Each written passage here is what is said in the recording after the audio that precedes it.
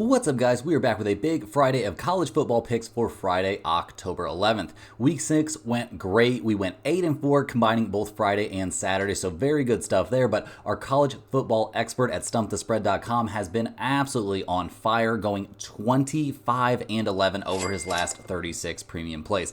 Bonkers stuff there. We have a great video for you today covering all three games and giving you my best leans on the side and over-under on each game. I'm also going to take a look at Game 5 between the Padres and Dodgers and get into some baseball player props. If you want to win all of your bets here in Week 7, hit that like button. It's good luck and shows support for the channel and all the hard work we're putting in every single day. Subscribe to the channel so you don't miss out on our daily content and turn on notifications so you don't miss out on the value of the early lines. You can now also sign up for a channel membership by clicking the little join button right below the video. Members get exclusive early access to all NFL and college football videos and get their names up on screen just like right now. I really appreciate the support from all of you. Seeing that badge next to your comments absolutely warms my heart. Our videos are sponsored by StumpTheSpread.com. We have a team of experienced cappers over there for every major sport, currently covering MLB, NCAA Football, UFC, the NFL, NHL, and NBA coming very soon. NCAA Football has been one of our most profitable sports over the years, and we have a seasoned expert capper over there that's been killing it so far this season. Like I said, guys, he is 25-11 over his last 36 premium picks. Crazy stuff. Click the link in the description if you're interested in signing up and also to join our free email list to get the occasional free or premium pick straight to your inbox. Comment below with any bets you're looking at today and we'll give you our best advice on all of them. We are committed to responding to every single comment every day, so let us know anything you want to say about my picks, these videos, or anything you see here. As always, our favorite picks will be in the pinned comment down below. Now let's get into our first game of the day. We got the Northwestern Wildcats going on the road to take on the Maryland Terrapins. Northwestern comes into this game, guys, not having the best year. Last week they got blown out by number 23 IU, so not exactly what they were hoping for there. Week before that they got absolutely destroyed by Washington. That was at least a road game, but they really don't have any good wins yet this season. I mean, maybe their best win of the year is that week 1 nail biter of a win against Miami, Ohio. So not a lot of positives for Northwestern so far. It looks like it is going to be a very bleak season there for them in the Big Ten. They're going to be trying to bounce back here, but man, I don't know if we can really expect massive things from them in this game. Last week against Indiana, not the best showing, guys. The quarterback looked okay. I mean, decent stuff there in the passing game. 23 of 38, 243, and 2 touchdowns. Not a terrible performance. The running game, though, I mean, it got going maybe a little bit, and I guess putting up 24 points against a top 25 opponent is some reason for optimism, but this just isn't a team that feels like it can hold up against elite level competition. Bryce Kitts looked very good out there. 10 receptions, 128 yards. He had a 47-yard reception there, so good stuff. He couldn't find the end zone, which has to be a little bit, irritating for him. And we have to take into account Northwestern managed to not turn the ball over at all in this game. So yeah, a few positives to be gleaned from that one, but overall, this is not a team that's had the best time this season. I think we can say that they played all right last week, but they're about to face a Maryland team that's coming off of a bye, and Northwestern, just generally speaking, this season has not put up great numbers. They're, maybe they're a decent defense. It's kind of hard to say that. They've given up 20.8 points per game, and they've played some very high-scoring games when taking on even decent competition. Like, those good numbers are still coming from really bad games against, some pretty weak opponents. So not a lot of positives for me here for Northwestern. I mean, week before last in their loss against Washington, they didn't do a lot. They did have a safety in that game, so I guess that's a positive, but they really couldn't stop the Washington running game. We saw the quarterback play take a huge slide there going up against a decent defense, so not a whole ton of things to look at as positives. I mean, the entire Northwestern offense looked god awful in that loss against Washington. So yeah, they bounced back a little bit, but not enough to even keep the game competitive there against Indiana. So we'll see what they can do this week going up against Maryland. They're 3-2 on the season. They got off to a decent start. If they could have got that win there against Michigan State, I would have said a great start to the year, but their last game, guys, they also lost. It was on the road. Obviously, they're coming off of a bye week, so it wasn't last week. Technically, it was the week before, but they also lost there against Indiana. They were at Indiana for this one. They played, I want to say it was a competitive game. I guess it was competitive there in the first half, but after that, guys, the wheels kind of came off. I mean, losing 28-42, that score looks super lopsided. It wasn't really that bad. We saw some good stuff from Maryland. The passing game looked good. Billy Edwards Jr., a monster out there, passing for almost 300 yards, 3 touchdowns, no interceptions in the game. So very good stuff there. He did have a very big negative run in that game, so that's a little bit bit, annoying. A mistake you want to clean up for sure, but generally speaking, he looked good, and the running game looked very good. Roman Hemby, guys, 10 carries, 117 yards, a touchdown, thanks in large part to a 75-yard carry there. So wild stuff there, but their defense really couldn't get too much going, giving up 42 points. They did generate some turnovers, generating a couple of interceptions and a couple of fumbles there, but even with all of those turnovers, guys, they were not able to, even really stay super close in this game. So yeah, not the best look there for Maryland, although, losing on the road against an opponent that was borderline top 25 then and in the top 25 now and still undefeated, it's not terrible. I'm not going to sit here and run them down and act like that was some sort of horrible performance. It wasn't great, but this isn't necessarily a Maryland team that was built to be, finishing this season up as one of the better teams there in the Big Ten. That's just not going to be the situation for this team this season. But there is some reason for optimism, guys. Maryland's had a pretty good offense this year. It seems like they're getting decent quarterback play. They're actually 11th in the NCAAs in passing yards per game, averaging over 304 passing yards a competition. They're a decent team. Like I said, maybe not a team that we're seeing competing for anything super important, but I think we're definitely going to see Maryland playing in a bowl game this season. So decent stuff there, guys. And looking at this matchup in particular, we've got Maryland, they're minus 11 for this game. We've got an over-under of 45.5. Unfortunately, on this short slate, guys, we do have a couple of premium plays, so I'm not going to be able to give everything away here. Maryland, like I said, coming off a bye in this game. Northwestern, they are 1-4 against the spread this season, 3-2 to the under. Maryland is 2-3 against the spread and 4-1 to the over. In general, guys, I'm leaning towards the under in this game. Not going to be able to give away the side, unfortunately. That's a little bit of a tough look, I understand, but this is a very short slate, not a lot of games out there, so nothing we can do about that. But I definitely think the under is a very reasonable play in this one. I think we'll see offense at something of a premium. Neither one of these teams is amazing on offense, with the exception there of Maryland in the passing game, but I don't think we're going to see them put up, some big crazy number. So yeah, give me over 45.5 in this game. Is that going in the pinned comment? I would say it's got a chance here on this short slate. Next up, guys, we've got probably my favorite game of the night. We've got the UNLV Rebels going on the road to take on Utah State.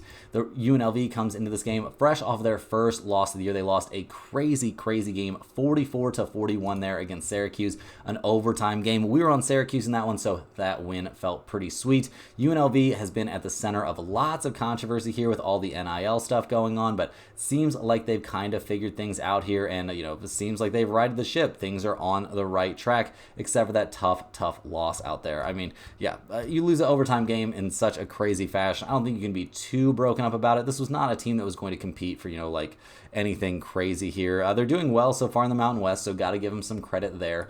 In that game against Syracuse, guys, all that offense, a 44-41 game. We did see Williams look very good in the passing game. Again, completed 21 of 25 passes, 3 touchdowns, only a single interception, so good stuff there. We also saw the running game look well, with Williams being very involved there. 12 carries, 53 yards, and a touchdown. We saw Thomas put up 64 yards on only 6 carries there. So this is a team that clearly wants to be able to and is very able to move the ball both through the air and on the ground. So that's obviously a big positive. Helps out your team a ton. Absolutely no doubt about that. In terms of defense, though, from UNLV, guys, that is a whole different situation. We've got Ricky White III putting up 135 yards and a touchdown on 10 receptions. Maybe you're not too worried about defense, but you got to think about it at some point, especially when you're giving up 44 points in a game, generating only a single turnover. That's not a great look. This just hasn't been a team that's very good on defense, and just doesn't seem to be their, emphasis this season. That's not what they're worried about, giving up that many passing yards, only a single interception there. They also didn't do a very good job of stopping the run there against Syracuse, which Syracuse, a pretty interesting team, not gonna lie, but they also haven't had a lot of success on defense. When you're giving up 20 points to KU, that's not the best look. This just is not a very good defensive team. Yeah, I know technically they're only giving up 19.8 points per game over this season, but that is not a realistic picture of where this defense is at. So we'll see what they can do here going up against Utah State, a team that struggled so far this season, 1-4 overall. Last week played an insane game against that insane Boise State team, guys. We saw the Aggies lose that one 62-30. So yeah, rough look there. They've had a rough schedule so so far for sure. I mean, this is going to be, they're not going to be playing a ranked team. They have faced 3 ranked opponents already this season, and some of those games been competitive. Some of those games have not been competitive. We'll see what we get out of the Aggies in this one. They are getting to play this game at home, so that's got to be a little bit of a boost. This is not a Utah State team that I am super duper high on though, guys. I mean, last week against Boise State, kind of getting the runaround. Facing Genty, guys, is not an easy task for any team. He had 13 carries, only 13 carries, guys, 186 yards and 3 touchdowns. He had a 75-yard carry. This dude is an absolute monster. We saw the Boise State passing game get whatever they wanted to, but we did see some very interesting stuff there from Utah State on the offensive side of the ball, guys. Spencer Petras looked very good out there. 27-41. Maybe that number could use a little bit of work, but 372 yards passing, 3 touchdowns, and maybe more importantly, 0 interceptions in the game. So very, very good stuff there. Only 1 turnover in the game. It was via a fumble. That's something you can definitely clean up. We saw the running game look very, very good too. 34 total carries as a team, 135 yards and a touchdown on the ground. All very positive developments here for a Utah State team that, their offense is going to need to score a lot of points if they're going to win games, but they scored 30 points in that one, could have scored even more. The defense just looked so bad. Doesn't seem that they can stop the run, although nobody can stop Genty. Didn't look great there against the pass. So yeah, big question marks about this defense. That's really the problem for this team, and we haven't seen them look good against very many opponents. I mean, I guess holding Utah to only 38 points, maybe that's not the worst look, but overall, guys, rough stuff from the Aggies there on defense. They are 131st in the NCAAs, guys, in points allowed per game.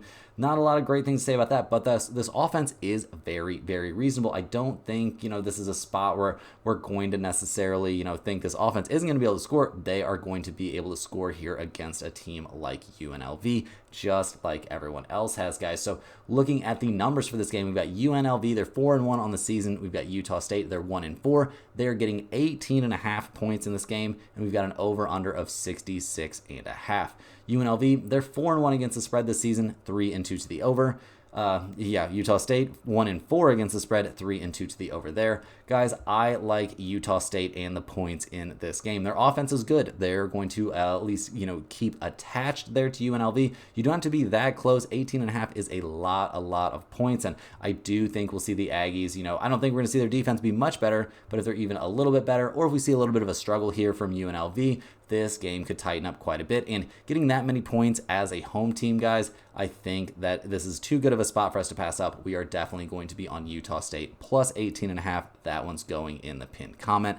And guys, if you're asking me for an over-under play in this game, it's not my favorite spot, but with both teams showing some slight trends here towards the over, and neither team being good at defense, both teams being good on offense, 66.5 is a lot of points, but we're going to go ahead and side with that over. I think we will see enough offense in this game to justify that massive number. Hey guys, jumping in here with a quick ad break. First of all, this is a great time to sign up at stumpthespread.com. Signing up for a premium membership gets you access to our entire team of cappers covering MLB, NCAA Football, UFC, and the NFL. If you just want to test out the service, a great way to do that is by joining our free email list, which will get you the occasional free or premium pick straight to your inbox. Just to clarify some of the questions we've been getting, I'm not the NCAA Football capper for stumpthespread.com. These YouTube picks are obviously free to everyone and are just what I'm seeing out there. We have an expert with nearly 15 years of experience that covers NCAA football, and the research he puts in keeping track of all of these teams is actually wild. His in-depth knowledge has made college football one of our most profitable sports,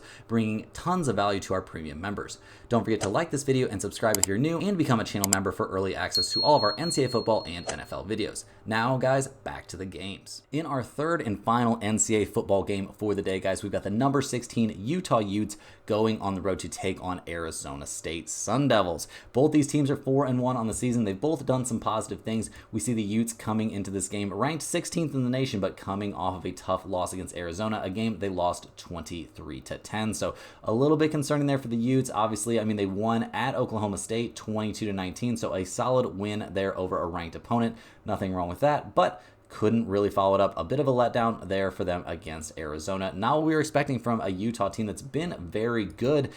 Maybe it was a bit of a bounce back for a desperate Arizona team, but we saw Isaac Wilson really struggle there under center, guys. 280 yards passing, completed only 50% of his passes. He got picked off twice. He did have one passing touchdown, but you cannot turn over the ball like that, guys. That is going to really, really mess up your chances, especially in a game that has, like reasonable scoring numbers. It's not one of those crazy 66 totals, nothing like that. This is going to be a very real game. And if you turn over the ball, things are going to turn around for your team in a negative way. So concerning stuff there. We saw the running game look okay. Micah Bernard looked good. 16 carries, 19 yards in that game. Not bad. Didn't find the end zone, but there wasn't a ton of end zone finding going on for the Utes in that one.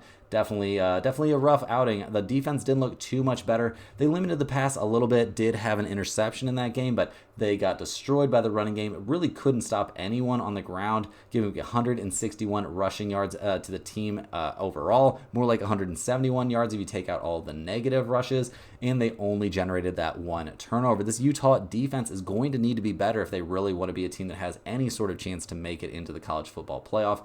You have to be winning all of these games, and there are going to be off nights for your offense. The defense has to be there to kind of pick up the pieces. So if they can't do that, it's going to be a little bit rough. Kind of a big ask for this team to find a lot of positives here. This was definitely a rough game against Arizona. It's not like they haven't had some positives out there this season, though. Utah's done some good things. There's a reason they were ranked in the top 10. That win at Oklahoma State was very, very nice. Obviously, it was a close 3-point win there, but playing on the road against a ranked opponent, you're going to take those wins any way you can get them. They almost gave it up, giving up 16 points there in the fourth quarter. That was a bit rough. We did not see great stuff from Isaac Wilson in that game either. So a bit concerning there. Utah overall, maybe not a team that we are super duper high on. So yeah, a little bit worried about the Utes coming into this game, a little bit worried about their defense. They've been up and down, but where are they going to finish things up? Where are they going to be at in this week 7 matchup against Arizona State, who comes into this game 4-1 on the season as well? Probably riding a little bit high after a win last week against KU. They won that one 35-31. They've got work to do, obviously. That loss at Texas Tech was a little bit rough, but a 30-22 loss against a reasonable team. I don't think that's anything to be embarrassed about. And right now, guys, Texas Tech, they are the top team in the Big 12 standings. So that loss may end up not looking like too bad of a loss at all eventually. Last week, in that win over KU, guys, we saw very good stuff from the Sun Devils. Yeah, a nice come-from-behind win there, scoring 21 points in the fourth quarter. The quarterback play from Arizona in that game was spectacular. We saw Sam Leavitt, 157 yards, 4 touchdowns, 1 interception. Didn't complete that many passes. So, maybe a little bit of an overreaction here, but he looked very good in the running game. And speaking of the running game, guys, that Arizona State rushing attack looks potent. 25 carries for 182 yards and 1 touchdown there for their feature back. And his longest run there was 39 yards. Not bad at all. Very good stuff out there. I'm expecting another good outing from him. Obviously, going up against a team like the Utes that has not looked amazing there on defense, I think this could be a great spot for the rushing attack to shine here for Arizona State. And generally speaking, the passing attack didn't look terrible either. They've got a couple of decent wide receivers out there, and they did a pretty good job of taking care of the ball. I guess a little bit. They did lose 1 fumble and 1 interception, but going against a good defensive team like Kansas, that could be a little bit of an excuse there. On defense, we didn't love what we saw from Arizona State in that game. They couldn't really stop the run. They did an okay job against the pass, but they generated 0 turnovers. You're going to need to come up with a turnover or 2 if you really want to, put yourself in a position to win games convincingly. But all that being said, they were at home. They got a win against a relatively tough opponent there in Kansas. I know Kansas' record isn't good at all. It's actually terrible, but they are not nearly as bad as their record would seem to indicate. So, guys, looking at the numbers for this game, we've got Arizona State getting 5.5 points playing at home. We've got an over-under of 46.5 in this game. Utah is 2-3 against the spread this season and 4-1 to the under. Arizona State is 4-1 against the spread this season and 3-2 to the over. So, guys, first up, we are going to look at that over-under. The over is 4-0 in Arizona's last 4 home games against non-conference opponents. I think we're going to see plenty of offense in this game. Getting over 46.5 points should be no trouble for these two offenses. And with neither one of these defenses really impressing me too much, I do think the idea of getting over that 46.5 points, very, very reasonable to me there.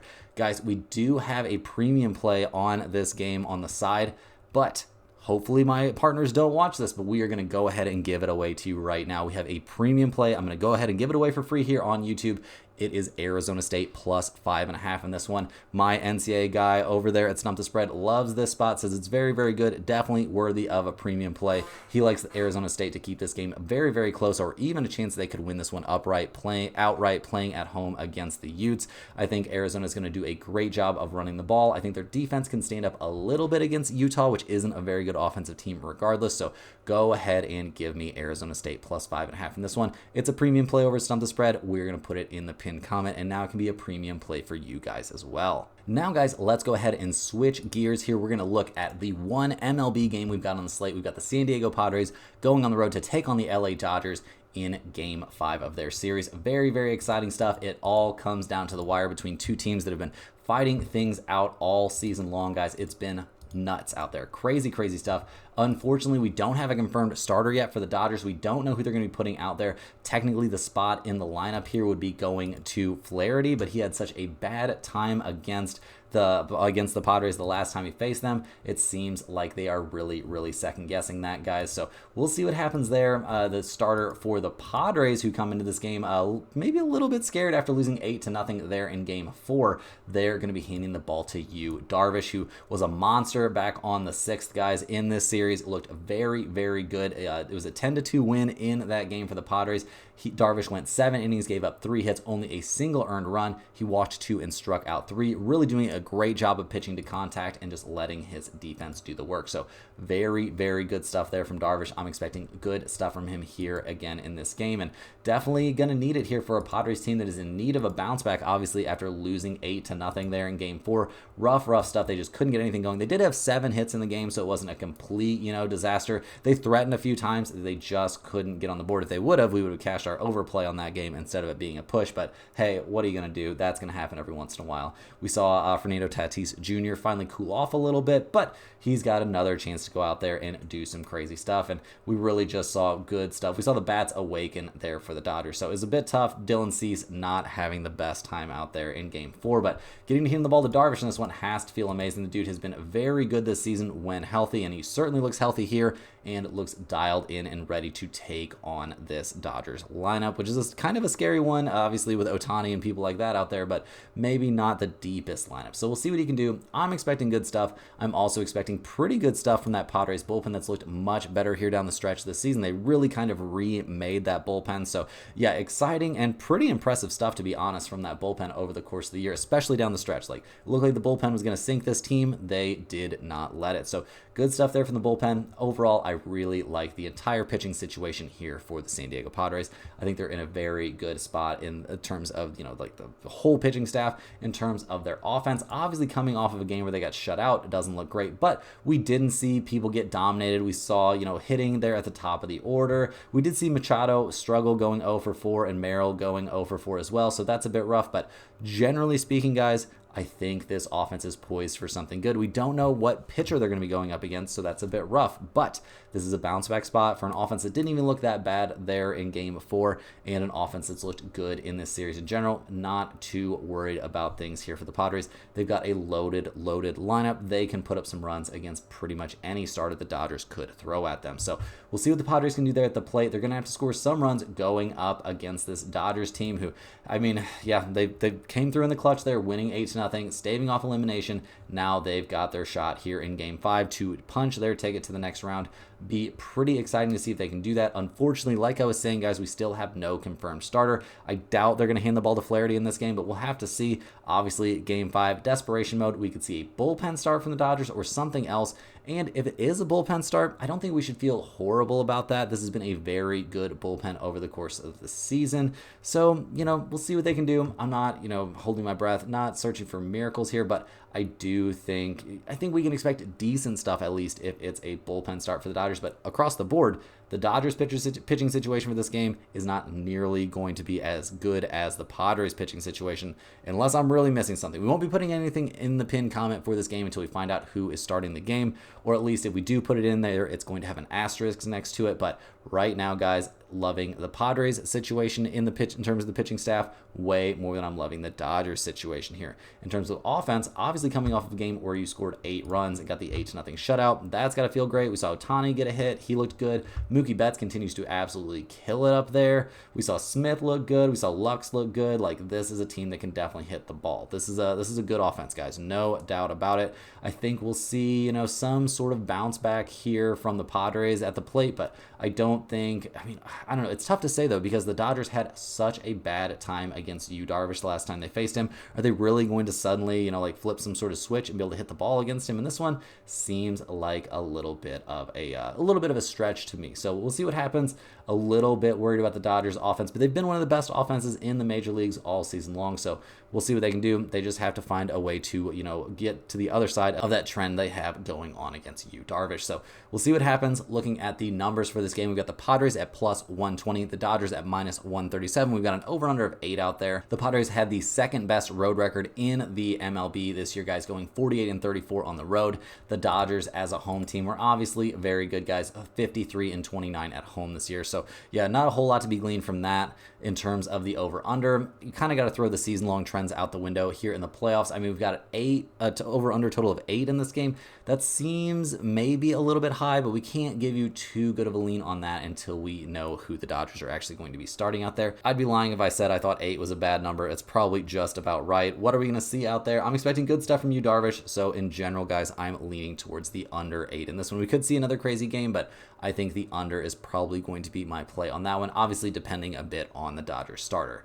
So guys, now we've got the total and we've got our play on the side. Let's go ahead and dive into some player props. Really hard to say, yes, run first inning or no run first inning. I'm leaning slightly towards no run first inning, depending on who's on the mound there for the Dodgers, but we're just going to have to wait and see on that one. Obviously, can't give you a good lean on that until we know who's starting this game.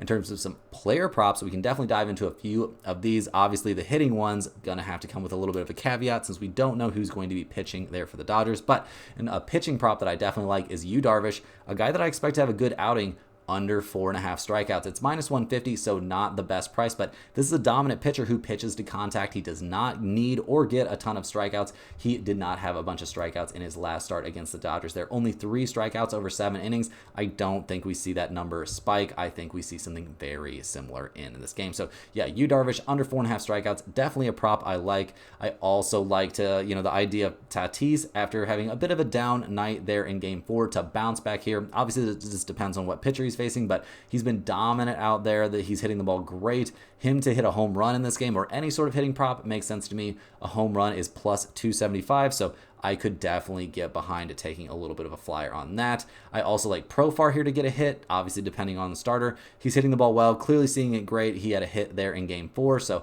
expecting good stuff from him. On the other side of the ball here, guys, on the other side of the plate, however you want to look at it, in terms of some Dodgers props, I think it could be a bit of a rough day. These, might seem a little bit sketchy, but I like Ohtani under 1.5 total bases. He was 0 for 4 against Darvish there in game 2. Does not seem like he's seeing the ball extremely well in this series necessarily. And yeah, I think under 1.5 total bases gives us a little bit of wiggle room. I think we could see him have a bleak day at the plate. And speaking of people who've had a bit of a bleak situation recently, I do think Freddie Freeman, if he plays in this game, under 1.5 total bases. He was 0 for 2 in game 2. We saw him look a little bit better there in game 4, but I don't think we're going to see that be the case here in this one. I think he's going to struggle up there at the plate once again. In terms of a positive prop here for the Dodgers, guys, I do think we are going to see, some hitting here. I do think we're going to see Teoscar Hernandez get a hit in this game. You can get that at minus 190. I don't think that's a terrible price. We saw him hit the ball well in the last game, and we also saw him get a hit against Yu Darvish earlier in the series. So I think good stuff from him. He's had a hit in every game in this series. I think it's very, very reasonable to see him get a hit in this one. Unfortunately, guys, that's all the games we have for today. A pretty shallow slate. We're going to be coming back with a big NCAA football football video on Saturday, so get ready for that. Hit that like button for good luck on all of your bets, and subscribe to the channel if you're new. Let me know in the comments any questions you have on today's slate. Thanks for watching. You can click the link in the description to check out StumpTheSpread.com, and we'll see you guys tomorrow for more sports betting action.